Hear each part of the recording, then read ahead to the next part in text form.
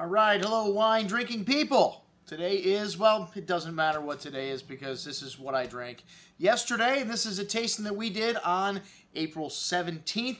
Row 11 Winery, Stratton Loomis, with winemaker and founder Richard de Los Reyes. And this is a winery we've been following for quite some time. Their Santa Maria Valley Pinot has been on our top list of Pinot Noirs several times. It's made it into our gift box selections around the holidays as well. And, you know, I taste thousands of wines throughout the course of the year, and that's how we come up with these selections that go into these special gift items that go out to, well, our wine-drinking people's friends. We want to make you look good, so test driving the products is of ultimate importance. And, hey, I will do a winemaker dinner with anyone who makes wines that I want to drink. And, hey, what could be better than having dinner with at Cafe Maxx, Chef Oliver's cooking, and some great wine. So I spent many a nights in the back room at Cafe Maxx, folks, and we've got much more great stuff coming up this year, of course. 125 events last year.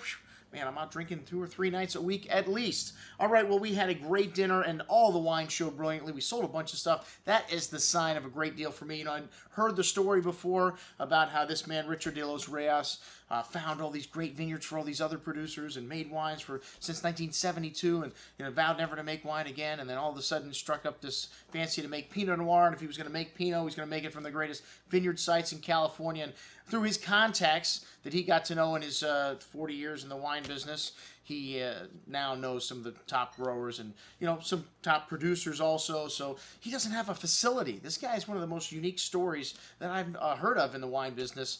And, you know, he doesn't have a facility. He doesn't have any vineyards, so he buys grapes. He uses friends of his facilities, so he doesn't have to pay for a facility. One of the ways he can make wine this quality at such a reasonable price. So, you know, after hearing the story, I said, man, I want to meet this guy, and what a cool guy Richard is. We had a great evening. Everybody that showed up, 25 people, I think had a really fun time. And, man, like I said, just fantastic food that night. Ali, the food was just off the chain. The duck confit, the pearl onion couscous, and the braised beets went perfectly with the Cabernet. And the Ridla, the wine that's in the middle with the grilled braised short ribs, was outstanding. And the bread pudding was off the chain also. I love Oliver's savory bread puddings he's been doing. The Chardonnay, a little on the light and crisp side for me. Grapefruit, citrus, very bright, and you know, maybe just a kiss of oak spice, but, you know, really the fruit's what they're trying to highlight here. And, you know, I mean, it was okay, but, you know, it's only $17. You know, it wasn't my favorite wine in the lineup.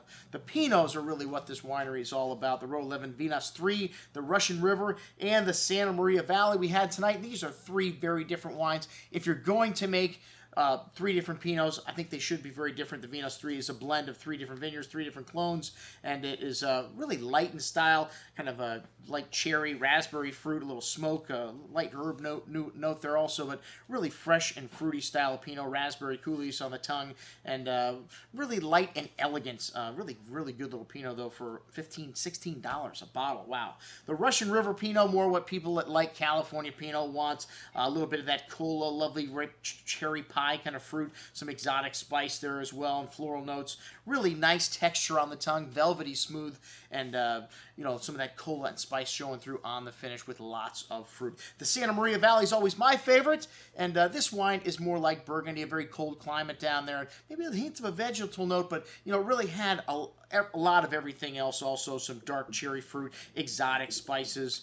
To me, that little vegetalness kind of adds complexity to it, as long as it's not like green and offensive. But lovely silky texture here. This wine to me just has the most length on the finish and the most concentration of the 3 Pinot Noirs. The Santa Maria Valley 2007. Kind of interesting in comparison. We had 07, 08, and 09. So 3 different wines, 3 different vintages, all showed excellently on this evening. And then the Stratton Loomis Cabernet. Most of this fruit comes from Oakville, and to get an Oakville Cabernet for $21 a bottle, again, folks, this guy, he doesn't have a winery.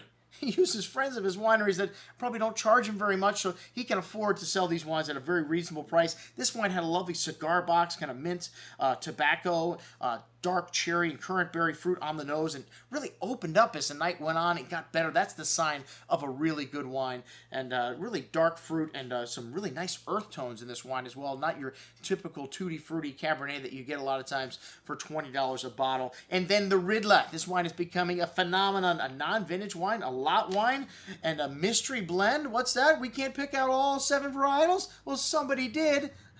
Richard, and I have to, now that we picked him out, tell the secret here. This wine is mostly Cabernet Franc. Are you kidding me? No, mostly Petit Syrah and Cabernet Franc. A little bit of Petit Verdot, Charbonneau, Syrah, Tempranillo, and Zinfandel. Yes, I knew there wasn't something I didn't like about it. No, I'm just kidding. It's a really nice Zinfandel blend. I kind of like a little baby prisoner type thing. Black fruit, really dark blueberry, light black spice showing this wine also. A little bit of leather, and really big wine on the palate, but soft, round tannins, and finishes a little bit short, but really pleasant wine, a real crowd pleaser, and perfect with the short ribs. Excellent stuff. A beautiful evening was had by all at the Row 11 dinner. I'm your host, Andrew Lamposoni, signing off for the Wine Watch, saying remember, always drink the good stuff first.